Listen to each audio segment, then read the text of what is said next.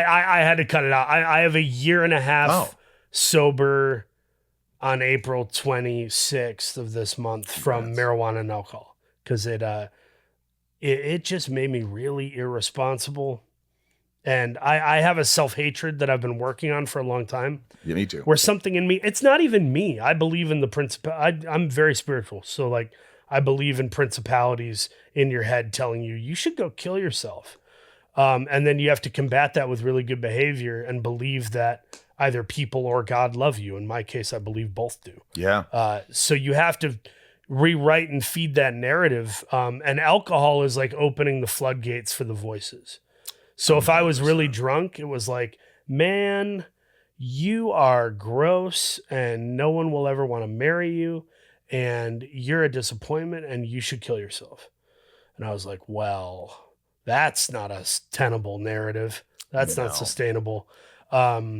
And so, yeah, I feel way better, man. I feel great now. Well, I always say that, like, I always tell some of my friends who, they drink too much. They, and you're their friend. You just fucking say something, if you're a good friend. Yeah.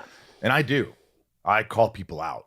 I just fucking call them out. Yeah. Like I drink occasionally. I'm 70% on that. I would say 3 out of 10 friends. I'm like, I'm kind of letting them work through it, or I'm afraid they're not going to receive it. But then the other 7 out of 10, I'm like I took a friend of mine was doing coke one time in front of me and offered it to me. I've been offered coke like 6 or 7 times, never done it because I was afraid, because my hero's Chris Farley. I'm not trying to. Me too. Oh my God, it's mine. I talk about him all the time.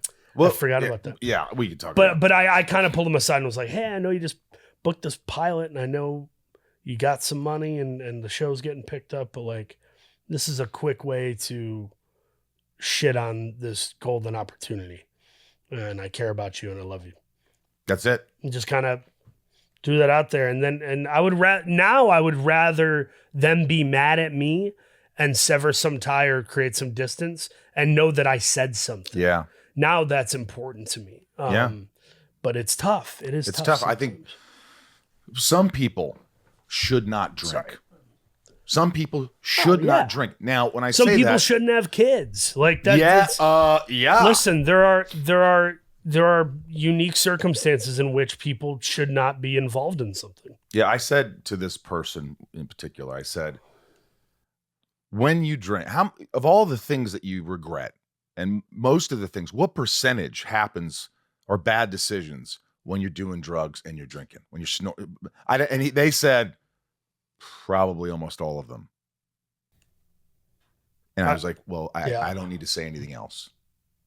Your problems you'll still have problems, but they'll be easier to deal with. They won't be magnified. Yeah. And that's, it's hard. And look, also problems beget problems, right? Mm-hmm.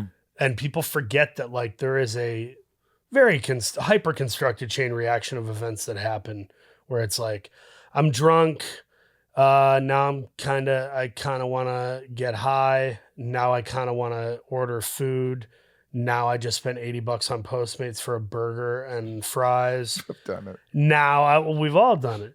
And then it's like, now I feel like shit. Now I have diarrhea from the burger. Now I'm going to be hungover.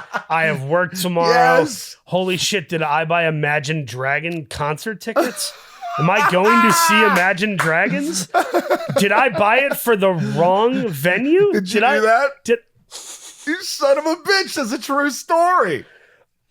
I bought, so there's 2. What is the place, the outdoor venue that's in up in the hiking area? The Greek? The Greek. Yeah. I bought tickets for some concert. It was the National, actually. It wasn't. All right, well, that's Dragons. good. I bought Imagine Dragons tickets for the wrong night. That's what happened. I went to the Palladium and it was one of the worst concerts I've ever been to. I hated it and I don't know why I bought into their freaking Illuminati choruses.